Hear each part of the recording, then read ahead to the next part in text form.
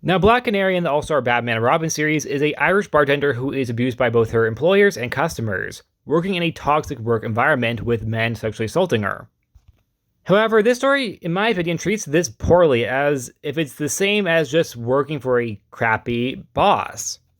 When in reality, that parallel, in my opinion, is very, very poor taste, as it's far more than that. Diana decides to start the role of Black Canary, a Robin Hood type figure, where she steals from the poor technically and keeps it for herself, but technically they're bad guys. This is how she, of course, runs in with Batman, which ends with them having a somewhat flirtation. And in issue 7 of the series, that being All-Star Batman and Robin, Black Canary and Batman would work together to fight some crooks at the docks, where they straight up not just kill them, but set them on fire. And the two are turned on and have sex in the same panel as the dead bodies are burning behind them. Yeah. And after this, Black Canary in the series doesn't really go anywhere. I mean, yes, she does come back, but nothing really notable.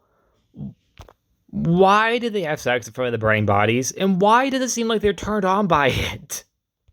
It also says they keep the masks on because it's better that way. Does that imply for secret identity purposes? Or for other purposes? This, in my opinion, feels like just an attempt at shocking the reader. Which, I mean, it does that, but maybe not in the way you would want. Or maybe it's exactly the way that Frank Miller wants you to feel. If so, why? Why? No, Frank Miller has done a fair share of good writing in his day. This, in my opinion, is not one of them. I think something could have been done here with this version of Black Canary, who's constantly objectified by men. But it's done in poor taste and rushed into her having sex with Batman in front of a pile of burning bodies. Which also brings in even more questions of morality. Just, first off, typically Batman and Black Canary in the main universe don't usually kill. Both Black Canary and Batman, I believe, have made exceptions. I say I believe because sometimes those are retconned, never happen. But Batman did technically kill KG Beast. But here they seem to just be okay with murdering people, setting their bodies on fire, and making love in front of the burning bodies. And it turns them on.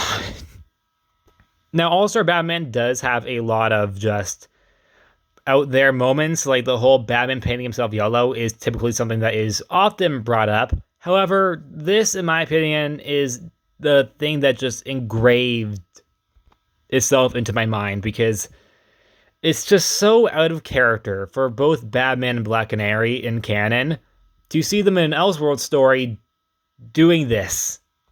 Now, some people believe that Black Canary and Batman should be paired together. Personally, I'm not on that boat. I'm in the Black Canary and Green Arrow boat, and Batman and Catwoman boat. But if you were to pair them together, why this way? Why not have Black Canary be impressed by Batman being someone that helps people like her, and that the two of them have a connection there, that she's inspired by him, and he is very impressed by her. But no, instead they go burning body sex. There definitely is something here that you could have done, but they definitely went in a very different direction.